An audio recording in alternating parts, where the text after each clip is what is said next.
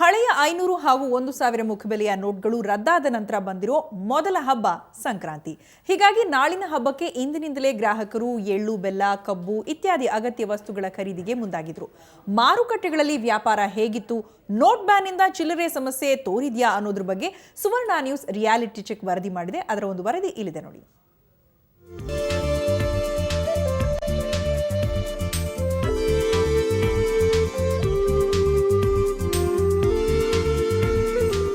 ಸುಗ್ಗಿ ಹಬ್ಬ ಸಂಕ್ರಾಂತಿಯ ಸಡಗರ ಎಲ್ಲೆಡೆ ಕಳೆಗಟ್ಟಿದೆ. ಬೆಂಗಳೂರಿನ ಕೆಆರ್ ಮಾರುಕಟ್ಟೆ ಹಾಗೂ ಮಲ್ಲೇಶ್ವರ ಮಾರುಕಟ್ಟೆಗಳಲ್ಲಿ ಖರೀದಿ ಭರಾಟೆ ಜೋರಾಗಿ ನಡೀತಿದೆ. ಹಬ್ಬದ ಸಂಭ್ರಮಕ್ಕೆ ಬೇಕಾಗೋ ಅವರೆಕಾಯಿ, ಕಬ್ಬು, ಕಡಲೆಕಾಯಿ, ಬೆಲ್ಲ, ಎಳ್ಳು ಮತ್ತು ಸಕ್ಕರೆ ಅಚ್ಚಿನ ಖರೀದಿಯಲ್ಲಿ ಮಾರಾಟಗಾರರು ಬ್ಯುಸಿಯಾಗಿದ್ದಾರೆ. ಸದ್ಯ ನೋಟ್ ಬ್ಯಾನ್ ಬಳಿಕ ಮೊದಲ ಸುಗ್ಗಿ ಹಬ್ಬ ಇದಾಗಿದ್ದರಿಂದ ಮಾರುಕಟ್ಟೆಗೆ ಬರುವ ಗ್ರಾಹಕರ ಸಂಖ್ಯೆ ಕೊಂಚ ಇಳಿಮುಖವಾಗಿದೆ ಅಂತಾರೆ ವ್ಯಾಪಾರಿಗಳು.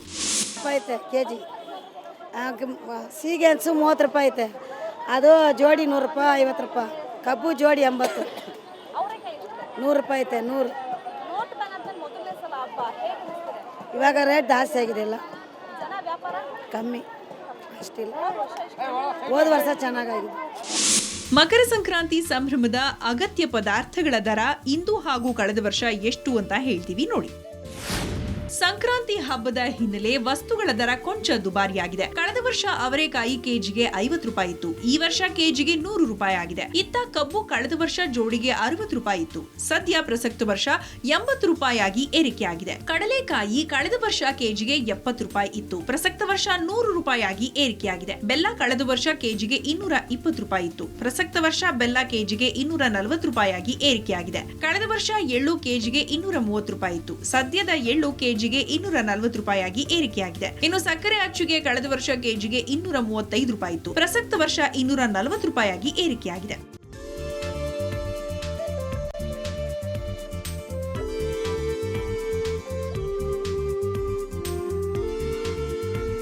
ಇನ್ನು ಕೆಲ ಗ್ರಾಹಕರು ನೋಟ್ ಬ್ಯಾನ್ ಎಫೆಕ್ಟ್ ಹೆಚ್ಚೇನೂ ಇಲ್ಲ, ಅಗತ್ಯ ವಸ್ತುಗಳ ಖರೀದಿ ಮಾಡ್ತಿದೀವಿ ಅಂತಾರೆ. ಇದು ನಮ್ಮ ಮೊದಲನೇ ಹಬ್ಬ.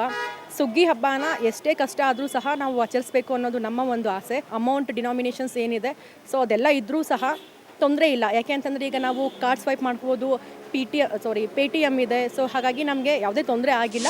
ನೋಟ್ ಬ್ಯಾನ್ ಬಳಿಕ ಹಬ್ಬದ ಸಿದ್ಧತೆಯ ಕುರಿತಂತೆ ಸುವರ್ಣ ನ್ಯೂಸ್ ನಡೆಸಿದ ರಿಯಾಲಿಟಿ ಚೆಕ್ಗೆ ವ್ಯಾಪಾರಿಗಳು ಹಾಗೂ ಗ್ರಾಹಕರು ಮಿಶ್ರ ಪ್ರತಿಕ್ರಿಯೆ ನೀಡಿದ್ದಾರೆ. ಬೆಂಗಳೂರಿನಿಂದ ಮಮತಾ ಮರ್ಧಾಳ ಜೊತೆ ನಂದಿನಿ, ಸುವರ್ಣ ನ್ಯೂಸ್.